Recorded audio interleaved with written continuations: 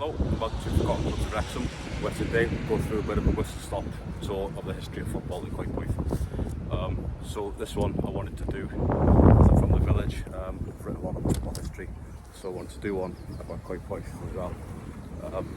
So the first club in Coedpoeth was a club by the name of Loftw, who existed in the 1870s, so the late 1870s, first appeared around about 1877.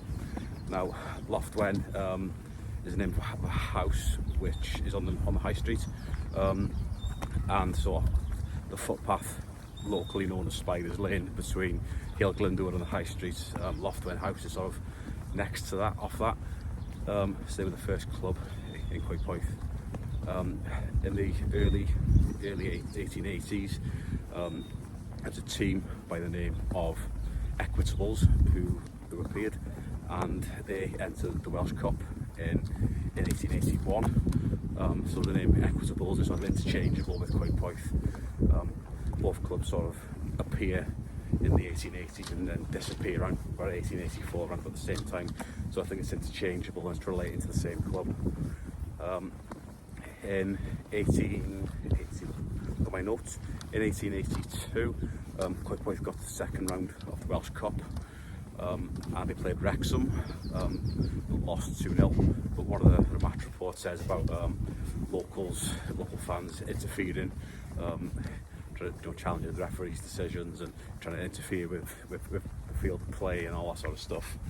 And there's a similar story from the year afterwards in 1883 when Druids played Coedpoeth in the Welsh Cup, and the stories in this game of local fans stoning Druids players off the pitch, and the newspaper article said that the same thing happened the year before at the Wrexham game, where the locals stole the players off the pitch.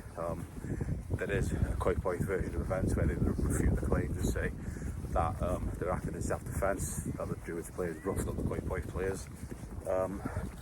But in the meantime, I think Coedpoeth were barred from the Welsh Cup for the future, for the next season, and they didn't re-emerge in the Welsh Cup the year afterwards. So I assume that the ban which was proposed was carried out. So they played in the Denbighshire Cup instead the season afterwards. Didn't really do anything in that, and then they sort of disappear from records really. So in around 1890s, a team by the name of Adwy United who emerged. So Adwy United existed for about 10 years. They played in the Denbighshire League, played in the Welsh Amateur Cup. They also played a local charity competition called the St Martin's Cup, which they won in 1899. So there's another team in the area who existed called Coedpoeth Victoria. Coedpoeth Victoria merged with Adwy United to create Adwy Victoria, who existed for a couple of seasons before disappearing.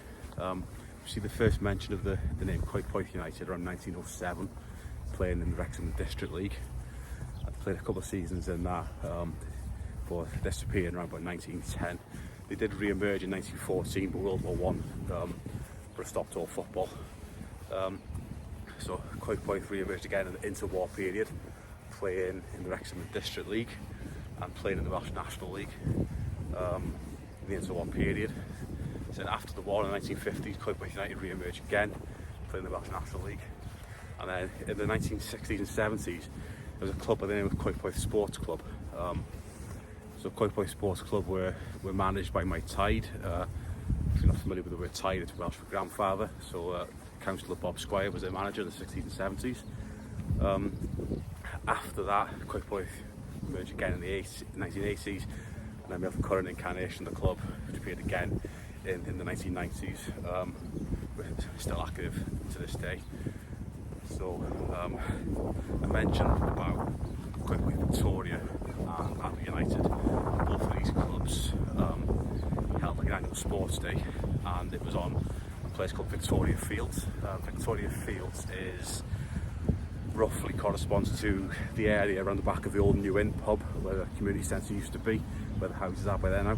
And there was an event where the carnival was held there, and there's local travellers were there, and there was a competition to to climb a greasy pole and you would win a pig. So a local managed to climb the pole, but then the travellers wouldn't hand over the pig, to which the locals were going to lynch the travellers. And then at that point the travellers managed to get guns from one of the stalls on the fair, and then began taking shots at the locals.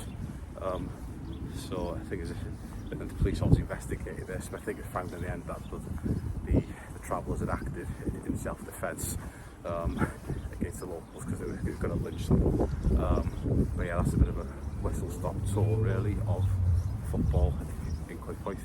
If you're interested, some of these things are included in my Forgotten Clubs of Wrexham book. It's available on Amazon. Yeah, thank you for watching.